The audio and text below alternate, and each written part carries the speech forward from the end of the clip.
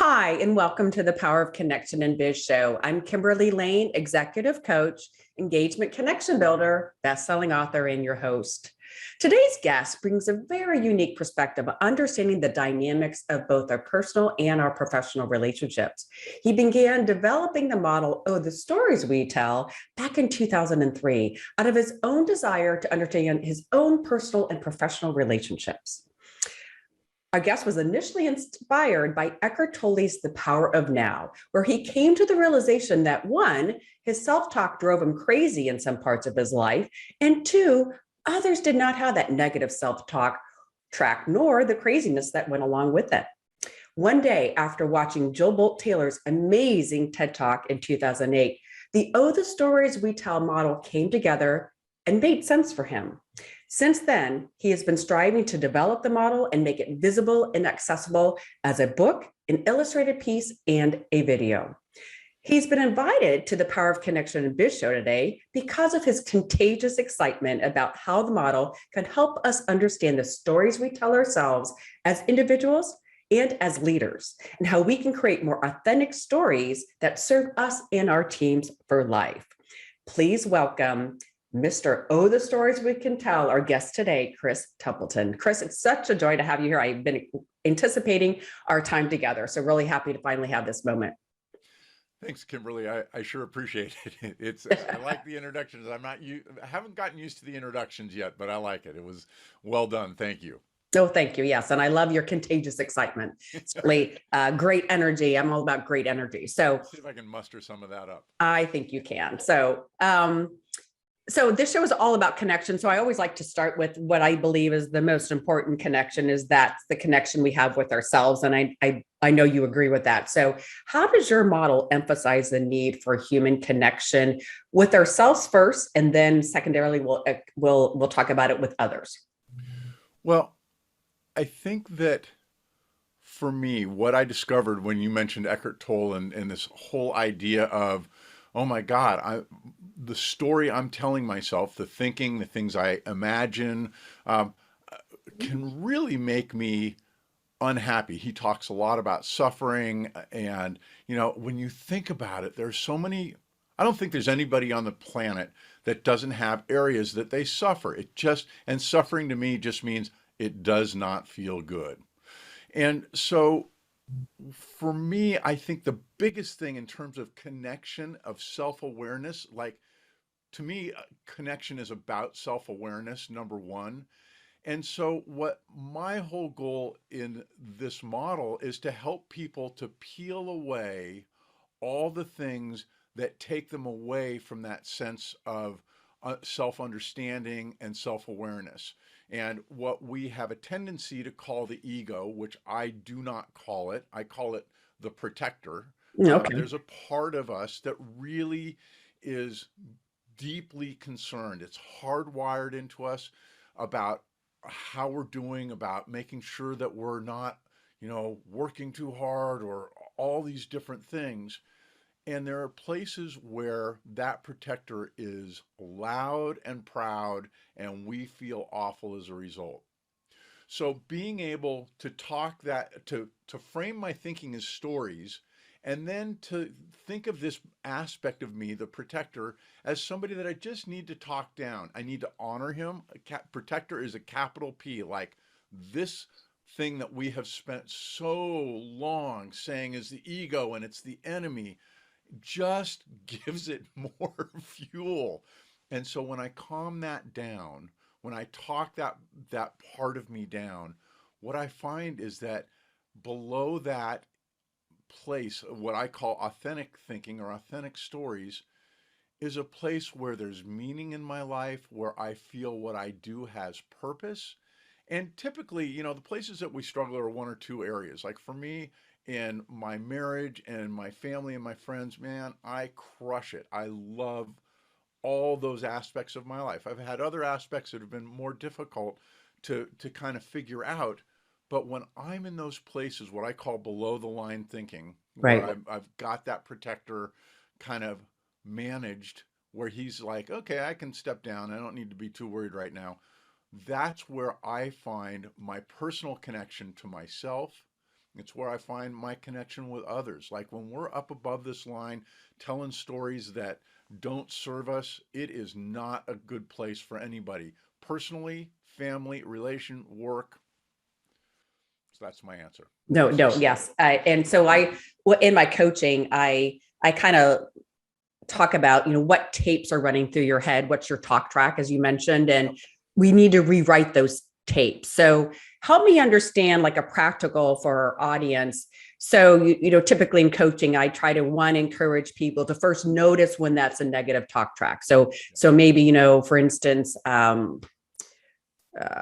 let's just say, for example, you went through a stop sign or you can't find your keys, and all of a sudden you're admonishing yourself, or whatever some people might say, oh, you're so stupid, or you weren't paying attention, what's wrong with you, all that negative self-talk. So I kind of go from a sentence perspective and then have people recognize it, and then from there to turn it into something positive, say, we all make mistakes. I really wasn't being focused. I need to forgive myself, let it go, and pay attention moving forward, and be a little more present in what I'm doing. So I remember where I placed my keys, or paying attention to that stop sign. So you're talking about stories. So can you give me an example about how you recommend people self-correct that or change the story so they jump into that authentic space that you're talking about? Because I think that's really practical information. We should just take a step back because I don't really think we've covered the questions, and this will answer. And I agree. I think that's great. Yes. So I have 3 questions that I started with. The first question is, what's the story I'm telling? What's the tape I'm running? What's the script? It makes no difference. One of the things that's really important to me is that in this model and applying this model in people's lives, is that they use words that are a really solid fit for them. So if you want to use tapes, you want to use script or story, doesn't matter. The only reason I chose story was simply because it's inherently editable. One of the things that lights up the protector is anything that he thinks is fixed. So if I say, well, I was really upset with myself, man, the protector loves that, and that's where it ends. Well, that's not a very good place to stop, is it? Nope. And so what the second question is does this story serve me in this moment, in this moment, in this moment? Like it may have served you back when you were a kid, or a year ago, or a week ago, but right here and now, does this story serve me?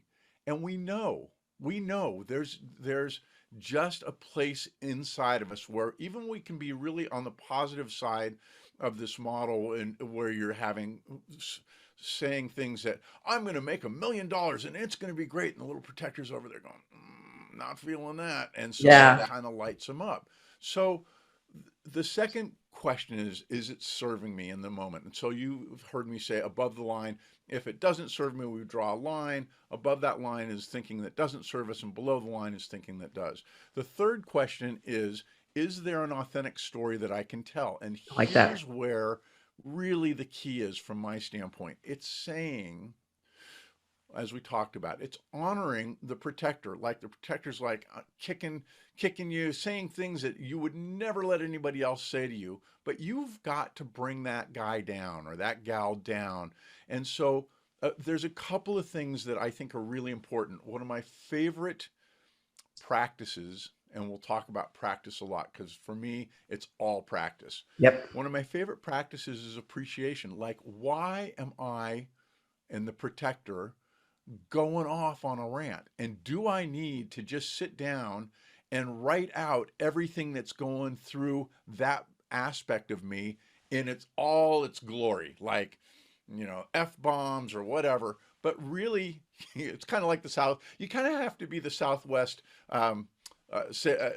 counterperson with yourself, where the angry customer walks up and they just zip it until the person is dumped and got all that. So that's a good way to start. The second way to get below the line is through appreciation. Like when you look at the protector, or you look at the stories that you're telling, they came from someplace, especially the ones that don't serve us. Correct. So often the things that are the basis of the protector stories are how we were treated as kids, how we went through being raised with parents, with siblings, with people we went to school with.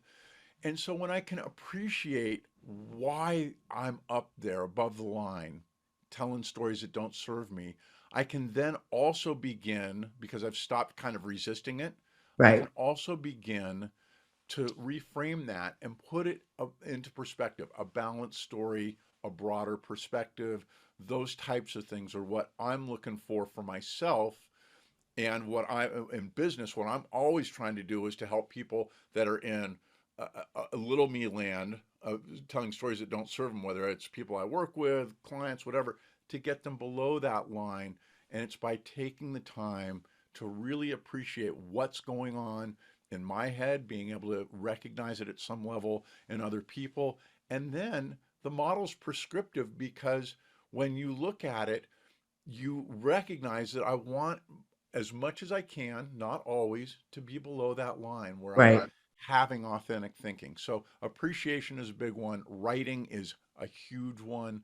Those kinds of things. But also not trying to push the protector away. Like as long as we frame that part of us as the enemy, the protector wins, just hands down. When we make peace with it, it's a whole different world.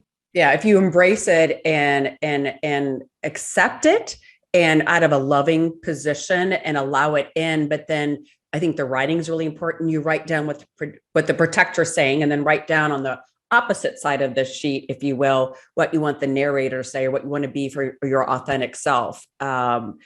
And have those, I think visually that contrast is really helpful, and you're that way you're still embracing the protector, but you're trying to reframe your mindset and your talk track to be here on the narrative side, and then you can recognize and you have your substitute. I think having a replacement, it's kind of like if someone's trying to quit smoking, it's difficult if you don't have a replacement. That's why, you've got Right. another gum is usually a great choice because it's another oral fixation. Otherwise, Right. people tend to eat a lot more, right? So just you have to, if you're taking something away, you have to replace it with something good. And so I think having that contrast on a piece of paper is great. Now, you're talking about rewriting the story. So that's taking something that happened in your past due to whatever it might be, parental guidance, if you were bullied or just you were shy or an introvert, and yeah, it's how you interacted in your school, growing up, things of that sort, or what a teacher might have said to you. How do you handle?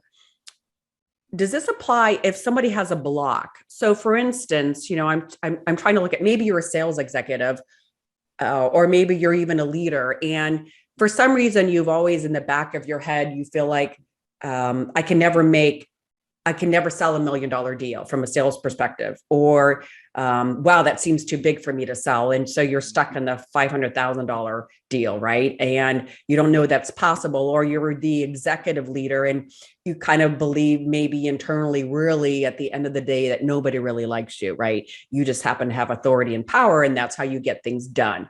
So how would your model apply to those scenarios, to what I call create a possibility, kind of like stop the block, stop what your past thought of your potential was, and literally wake up every morning with, I now create the new opportunity of selling $1 million deal, or I now create the opportunity to be liked by my team, and or to be a better husband, or to be a better wife, or to be a better parent. Does that make sense? Yeah. Yeah. I think that the first part, as we've talked a little bit about, is simply recognizing what I'm telling myself, what the story is, and really getting clear on it. Like, and as we talked about, taking the time to write. Like, just one of my favorite practices is Julia Cameron's The Artist Way talks about writing and journaling, and Mhm. write like you can't get it wrong. And I think it's so important to take the time. Like, you think about how we hamstring ourselves in business or with our family or in relationships, and it's all because of these stories above the line where I'm stuck. And typically what's happening is there's very little space between stimulus and response. Oh my God, how am I going to get that $1 million? Oh, it's going to be, I don't know if I can do it. Right. And so understanding that that's a story is really, really huge. And what I'm trying to do is open up space between that initial thought of, gee, what, how am I going to get that sale? And not immediately going to, oh, I don't have any idea. And getting to a place where I can look at it and figure out what are the things that I need to do to move in that direction. I think a big part of the problem that people face is, they're at 500 and they want to go to a million, and that's great. But what is that process look like to get there? Is it, and my sense is for most people, if I want to double my sales, my average sales, I've got the protector like, dude, I don't see how that's going to happen. And so this goes back to this idea of, okay, what are the things that I need to do to feel comfortable about it, to be able to be in a position where it feels good to me? So often what we do in this model, in the model, the line above the line, thinking that doesn't serve me, on one side it's negative thinking, and on the other side it's really positive thinking. And so what we have a tendency to do is go, I'm just going to think positively. And so what that does is we stay above the line because the Mhm. protector is like, not buying that. And so we're fighting ourselves.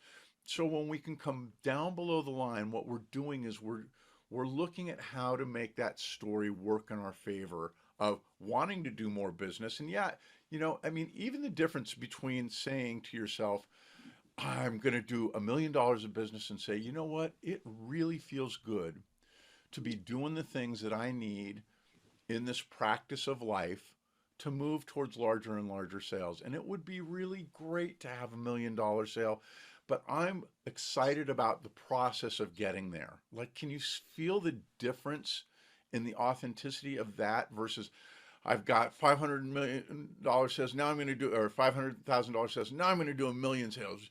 Woohoo! And we just Right. don't believe it. Right, right. I like the fact that you brought up the whole feeling component. There's a lot of spiritual advisors, et cetera, or people that talk about if you really want to manifest, if you will, to feel yourself into that success, right? So, Yeah. for instance, feel what it's going to be like when you sell that $1 million deal and feel the confidence as you're doing the journey that you can make that $1 million deal, right? It's all about, or as a leader, feel the confidence that you are liked and your team really appreciates you and you appreciate your team. Start feeling it's as if it's better than fake it till you make it. It's actually feeling as if you're already there in the emotion. And I don't want to say emotion, but just the sense that you get around that you've already accomplished. And I think that's really a great annotation to your model to make sure you're feeling your way into that. Very good. And feeling it authentically. One of the Right. things that those three questions don't address in any way, shape, or form is how I feel. And it's not that I'm not concerned with it, but if we get stuck at feelings, we have a tendency to stay above the line because if we think of feelings as facts. I have a daughter who I adore, total windmill fighter, and feelings for her are facts. And it's like, honey, that doesn't have to be a fact that you're upset with your kid because of them spilling milk. I mean, you don't have to like it. I'm not saying that. And that's kind of what concerns me about, this whole thing. I've been spending a lot of time on Facebook trying to, you know, get this model out there. And one of the things that drives me crazy is this whole idea of positive thinking, because people get on Facebook and they're in a negative place above the line, and they're like, how can I feel positive? How can I have a positive mindset? I'm like, dude, you can't. Not just right out the gate. Let's Right. deal with what the issues are, deal with where you want to go, and let's become process oriented and work on stories that begin to move me that way. But so much of that is really talking the protector down. Like, if I can do that, things change pretty dramatically. Oh, yeah, agreed. Now, you talked a little bit, you alluded to this before, but you said you've got a great quote that you refer to in your work. Could you explain what it is? What Yes. is the quote? And then a little bit more, about why you like it so much. Why is it so powerful to you? So, are you familiar with Viktor Frankl? He was a guy that was a psychiatrist and was in the concentration camps during World War II. I am not. I'm surprised because I love psychology. So, but no, now I am. He's wonderful, Viktor Frankl. And so the backstory is, here's a guy who was in psychology and psychiatry prior to World War II, ends up in the camps, and I mean, there are few situations that could be much worse than that, right? Right. What he sees is how many people have given up on life, and Mm. loads of people die. He's able to retain meaning in his life through this experience. Like, he's able to connect with the essence of who he is as a way to get through the process. And so after that, his quote is, which I absolutely love, favorite on the planet: between stimulus and response, there's a space. And in that space is our power to choose Mm. our response. In our response lies our growth and our freedom. Well, the reason that we're here is we want to grow. We want to feel that we're free to do the things that are important to us. And so much of what happens above the line is that there's just no space between stimulus and Mm. response. We're living by default. Oh, can you believe that happened? What was my employee thinking? What was the boss thinking? What is his problem? Right. And when we leave it at that, that's kind of that emotional fact. We don't get anywhere. But the minute that we create space, what's the story I'm telling? Is it serving me right now? Is there a more authentic story I can tell? That is where that space is where growth and freedom happens, that we all want. And so, from that standpoint, that's why it's my favorite. It really is. The model is awesome, but kind of without that to put it into perspective, I think it just kind of ties it all together so nicely. No, that's very beautiful. I've never heard that before, but I think it really makes you stop and think about where is your space and how much space do you allow for yourself between that stimulus and response. I think that's beautiful. So I'm definitely going to highlight that in the show notes. So we are all about practice. Yes. So Chris, we are nearing the end of our time together. Is there anything that you'd like to leave with our audience? Anything else you want to talk about? I just want people to know that,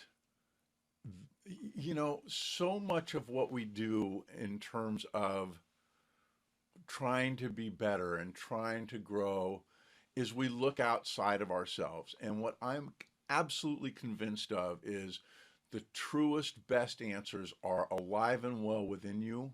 There, like you mentioned, there are places that we get stuck in. I have no issues with therapy, with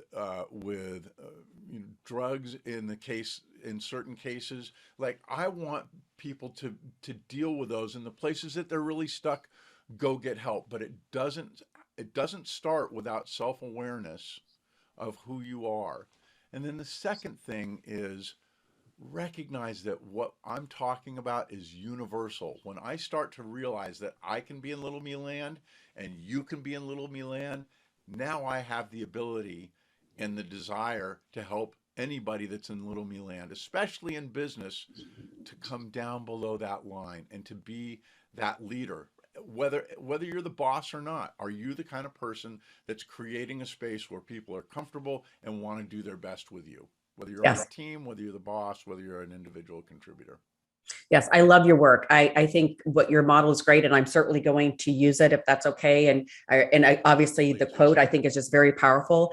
I work with executive leaders at any level, really, just because they're leaders, and I feel like if I can help them have a better framework for themselves, i.e., a better connection with themselves, more self-acceptance, forgiveness, and are really at their higher level of consciousness and loving themselves, if you will, the better that's going to be exuded on their employees and their teams, from a kindness, from a joyful, from a great place to work, from a supportive, from a thriving. I think we all need more joy in this world. And I think your model's intent is to bring that more joy personally in your own self-awareness that will also then emanate and radiate to those that you serve from a leadership perspective, right? Couldn't have said it any better. Awesome. So, to our wonderful listeners, such a joy to see your reviews. And thank you for subscribing to the Power of Connection in Biz on YouTube. And to our wonderful, delightful guest, Chris, Mr. Oh, the Stories You Can Tell. Thank you for being on the show today. I will have all your contact information for our lovely audience in the show notes, but simply if you look at any platform and look for Oh, the Stories We Tell, you will find Chris Templeton. So Chris, thank you for being on our show today. Such a joy. Totally appreciate it, Kimberly. Thank you so much. Excellent. And remember, connections change everything.